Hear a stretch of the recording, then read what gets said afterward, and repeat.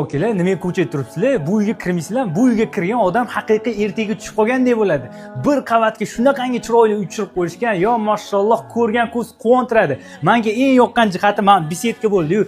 Mana qarang, oila davrasida bir piyola choy ichib o'tirish uchun bundan zo'r joy bo'lmasa kerak.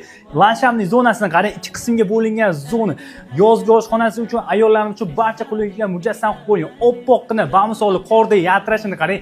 Inshaalloh niyat qilganlar shu joyda bitta xolis like bosib qo'ying. Sizga ham bizga ham eng kamida mana shunaqa uylarda ota-onangiz bilan mazza qilib yashashlik nasiba ro'za aylasin. Tayyormisizlar? Bu go'zal uyga birgalashib sayohat qilamiz. 2 sotu yer maydoniga juda ham chiroyli planirovkada uy bo'libdi.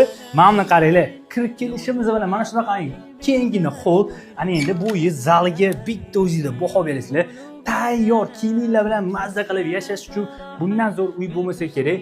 Bu uyni qurgan okalar ranglarni bor, shunaqangi chiroyli kollaboratsiya qilishgan, ko'zinglar bor, mazza qiladi. Oshxonani qaranglar, ayollarimiz ko'proq vaqtini o'tkazadigan oshxona, mamlar bardoviy setlar, bu yoq tarafi yam-yashil kattagina panorama oyna qo'yilgan. Juda ham chiroyli, yaxshi sifatli narsadan ishlatishgan. Hop, bu yoqqa keladigan bo'lsak, umumiy sanuji qismi ana endi sizlar bilan birgalashib master spalniga kiramiz. Master spalnimizdan ko'rasizlar, o'zining ichida sanuzillariga ega va bu yoqqa keladigan bo'lsak, bitta bolalar yotoqxonasi, marhamat. Va shuni yonginasida oxirgi xonamiz bo'lyapti. Juda ham chiroyli, inshaalloh niyat qilganlar eng kamida hammamizga mana shunaqa uylarda ota-onangiz bilan yashashlik nasiba ro'za aylasin.